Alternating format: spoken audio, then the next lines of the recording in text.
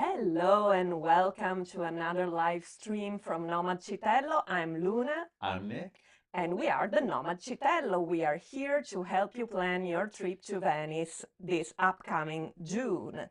There's a lot of events and stuff happening in Venice. If you have any practical questions, any doubts about your trip to Venice, make sure you write to us in the comments, and we will be sure to answer all of your questions as best as we can. So let's look first of all at the menu for today's live event. So we will talk once again about the Venice city tax for 2025. We will talk about the Vogalonga 2025. Nick is the expert in the house about that topic. And then we will mention the Biennale and other events. And then we will have time for questions and answers. So let's start from the city tax. At this point, we should be quite aware of what it is. It's a tax that you're supposed to pay if you're coming to Venice for the day on these days you see marked in red for June. So we have the 1st and the 2nd, and be aware that the 2nd of June is a big national holiday in Italy, so it will be very, very crowded in Venice on that day, and then all weekends for the rest of the month. So Friday through Sunday for the rest of the month. If you're coming outside of these red dates, do not worry, you don't have to register, you don't have to pay, so you're good to go. If you are coming in those dates or around those dates, what do you have to do? If you're coming just for the day and not staying overnight in Venice, in Mestre, in Marghera, in Favaro, so any area of the metropolitan city, then you have to pay only if you're not staying, okay, overnight. Any type of accommodation, hotel, hostel, B&B, Airbnb, everything falls into the category of accepted accommodations that are exempt from this city tax. If you do have to pay, make sure you register up to 4 days before visiting, and you pay €5 per person. You will pay €10 after that. So even if you register on the website, or if you come directly to Venice and you pay at the paying station around Venice, then you will pay €10 per person. If you are staying overnight, you have to still register on the website and obtain a QR code. There's a video where we explain the procedure step by step, and you can find the link in the notes of the video. And I think that's important to articulate. Unless you are, a resident of Venice, you will have to do something. You'll either have to pay for the city tax, or you'll have to register and have the documentation that says that you are exempt for paying for the city tax. So certainly you should check out our video that we have on our channel that has all the instructions for doing either of those. Exactly. Now, one category that is exempt from paying the city tax is also people who come for the day for a sports event. Now, we will talk immediately about the Vogalonga, but be aware that if you are requesting that kind of exemption, you have to specify the name of the club that is sponsoring you, let's say, for the sports event. So you can't just be a random individual who's coming for a sports event and is not registered to any clubs. And I would say, realistically, I've done Vogelunga before. If I was coming just for the day, just to do Vogelunga, come on, it's €5. I would just pay. I would just have that on my phone, and I would not worry about it. The trouble you'd have to go to make it clear that you're part of this club and you're registered and all that stuff you'd have to do is probably not worth the €5 to just have the security of having the registration on your phone. Exactly. And then another thing to point out, if you are staying at any accommodation in the city, you will have to pay a tourist tax at the accommodation when you arrive. So you're not paying the city tax, but you are required to pay the tourist tax, which is basically the city tax at the moment you arrive at the accommodation. That's And something the hotel charges you. yeah, So when you check into your hotel and they say, "Oh, we need an extra, I don't know what it is, 10 euro a day, whatever it is," yeah, that actually is a legitimate thing. yeah, They may ask you for an extra 10 euro per day cash for the city tax, and it may sound sketchy. It's not. It is a normal thing. yeah, exactly. I And don't know very if it's often, 10 euro. I don't. no, it's usually lower than that, and very often it's required to be paid cash at the moment you check in. Whether it's a hotel, hostel, or Airbnb, it doesn't matter. You will have to pay something. Okay, so as we mentioned, Bogalonga is coming in June, Sunday, June 8th. It's a 30-kilometer, 18.6-mile route, only for man-powered boats, right? Human-powered boats. Human power, yes. So that means paddling, rowing, crew boats, Biking, dragon boats. Yeah, there is a type of boat that's basically powered by a bike with paddles attached to it.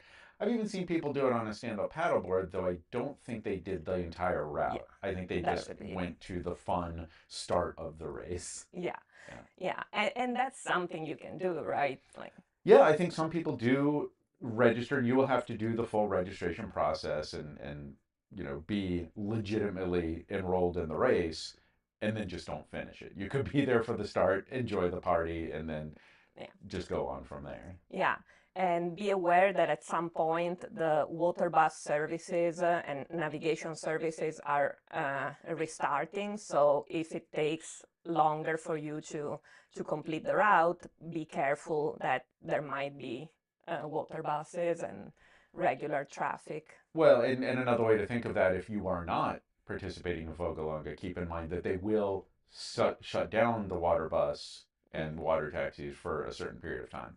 Now, they want to make money. They're motivated to start the moment they can.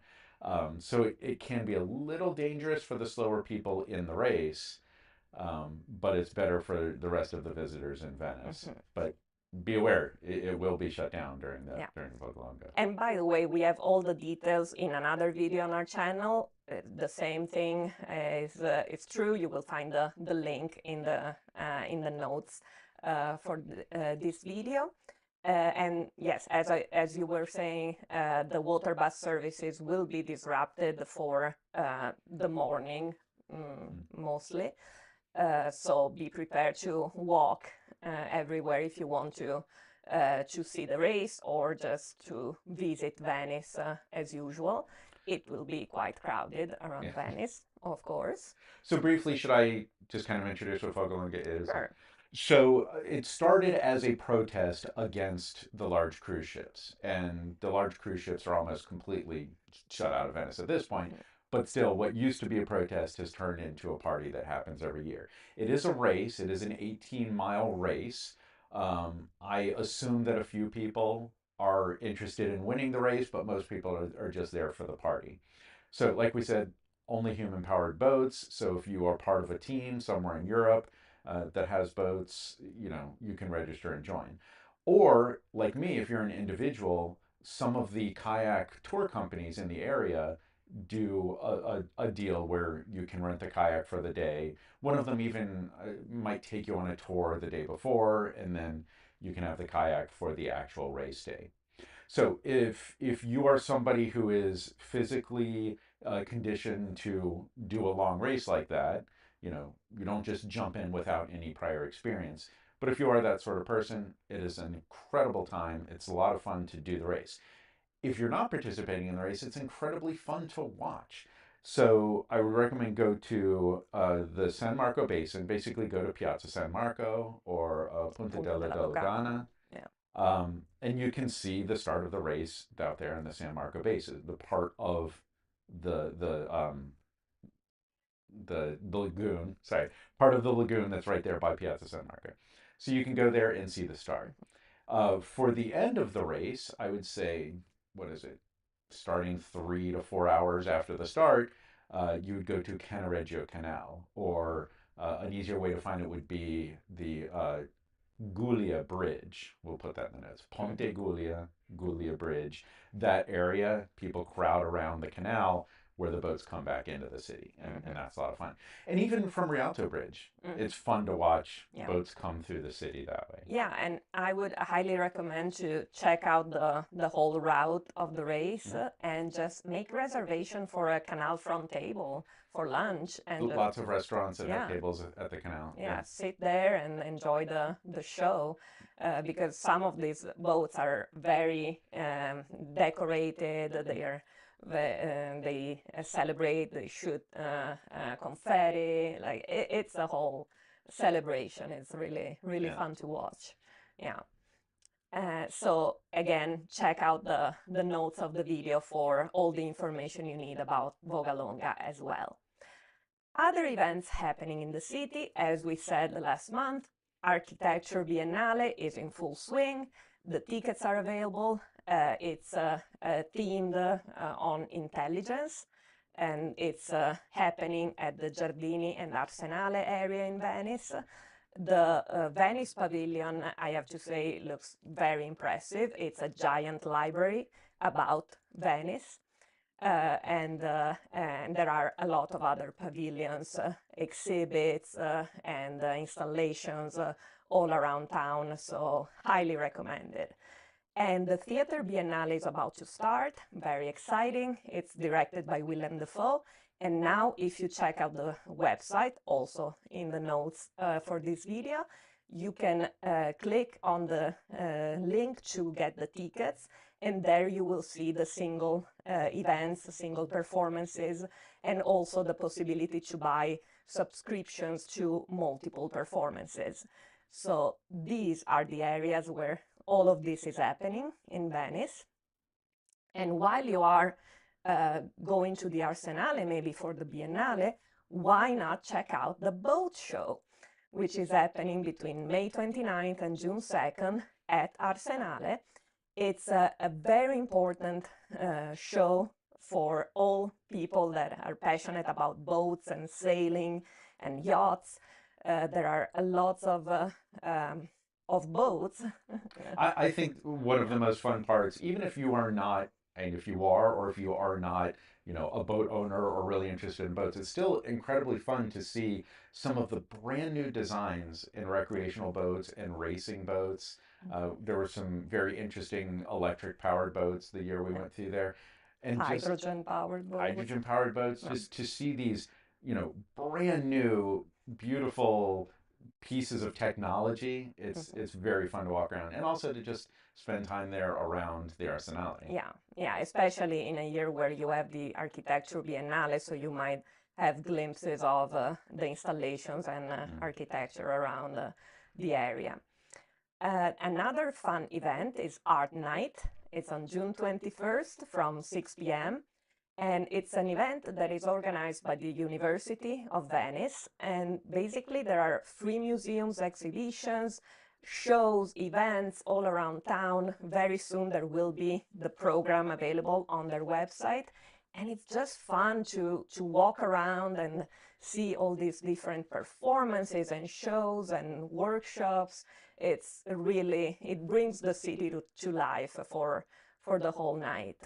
If you're a traveler and you're excited about those happy accidents that are impossible to plan, Art Night is one of those. You look at the website, look at the list of events, and just try out a few.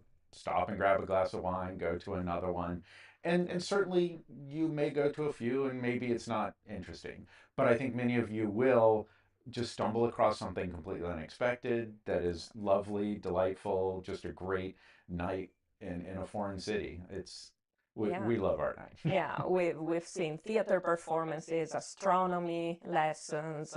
There were yoga lessons on rooftops. Like there's so much going on Art Night. So definitely keep that in mind. Well, and that's a good point. Look at that plan early. We were interested in the rooftop yoga, but we're not early enough to register. And it was not all of the events have a limited capacity. This was one event that had limited capacity. We didn't get to go to that. If they do it again, hopefully we'll try it again. Yeah. And since we talked about Vogalonga, why not take a kayak or rowing class while you're in Venice? We have a video dedicated to that, and the link, of course, is in the notes for this video. Do you want to say something about kayak and rowing classes? Well, for Vogalunga, I said, if you're going to participate, you should be somebody with experience on the boat. Mm-hmm. That is different when you go to a kayak tour or a rowing lesson. These are people who every day they work with people who have no experience. So if you are an experienced kayaker, it's fantastic. If you're not an experienced kayaker, it's also fantastic. And the rowing classes, as always, recommend you check out our videos. But the organization Row Venice will actually do lessons to teach you how to row in the style of the Venetian gondola. It's called Voga Veneta. It's not exactly the same as a gondola, but it is the same style of rowing. And again, you don't have to have any experience. You will not finish one lesson as an expert, but you will have a lot of fun, and you'll get to see parts of the city in a way and it's also a family-friendly activity. Yeah, they'll put a family of 4 on the boat, and let the 10-year-olds have a turn if they want. Yeah, and it's great. It's brilliant. Yeah. All right. So questions. If you have any questions, do write them in the chat. In the meantime, we've been talking about pickpockets, unfortunately. Seems to have exploded recently. Yeah, it's an ongoing problem, of course, with a city as crowded as Venice, and it's gonna be an issue. So beware. Be careful when you walk around Venice. Try to have all your valuables in the front. Don't have any backpack on your back. And just be aware of your surroundings because they are very, very swift.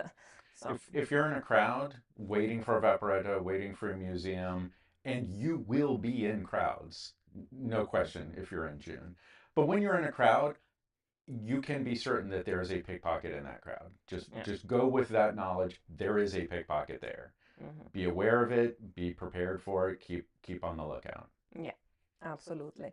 And then we were asked about traveling with children, and in particular traveling with strollers around Venice. So be aware that accessibility is questionable around Venice. There's a lot of stairs up and down the bridges. There's a lot of crowds, of course. So strollers could be a potential issue. Just if you can, maybe try to avoid strollers and keep the kids in your arms or in a backpack. And let's clarify what you're talking about with stairs. We're not talking about like many cities, you go into a building and you have to use stairs. If you're not familiar with Venice, you may not be aware of how many canals they are. Yeah. There are so many canals crossing through the city. And every time you cross a canal, you're using a bridge, which means stairs up to the bridge, stairs down from the bridge. Yeah. Which, when you're walking as an individual, is usually no problem at all. But people with any accessibility challenges or carrying strollers, even if you're carrying too much luggage, it is quite a challenge. Yeah. And be aware that if you're taking the Vaporetto, the water bus, you are required to close the stroller and store it for the duration of the journey. So it could be challenging. When it comes to changing the babies, there are public restrooms where almost all the public restrooms have changing tables. There are, of course, pubs and restaurants and cafes where you can go have something to drink or to eat and then use the bathroom. We would recommend going to established chains because individual restaurants can have sketchy bathrooms, not great for changing babies. And for example, there's one McDonald's that you can be sure there's a very equipped bathroom to use. So it takes a little bit of planning, of course, to get around. and maybe staying in Mestre rather than staying in downtown Venice is more convenient because at least you have more accessibility, you have supermarkets, you have more freedom to live your holiday with children. And speaking of public restrooms, we have a video that is about to be published about this topic. There are public restrooms around Venice, and you have to pay to use them. So that will be a sore point for some travelers that are not used to that. But there are several public restrooms around Venice. So in the next few weeks, we'll have a video on our channel with instructions on how to find those public restrooms. And as Luna said, we're confident that the one restroom at the Accademia Bridge does not have a changing table for babies, Yeah. but we're pretty sure the rest do. So when you check out our video, hopefully it's going to give you easy to follow directions so that you can find those public restrooms. Was it €1.50? You have to have coins ready for €1.50. Usually there's somebody who can make change. Just be aware, you're going to have to pay €1.50 to go into the public restroom. Be aware of it up front and everything's great. Yeah, exactly. And as everything regarding traveling to Venice, a little bit of planning can go a long way when you're preparing for your trip. So if there aren't any other questions... I don't see anything in the chat at the moment. Perfect. So leave other questions in the comments, and we are here to help you out. Enjoy your trip to Venice, and we'll see you next month. Buon viaggio!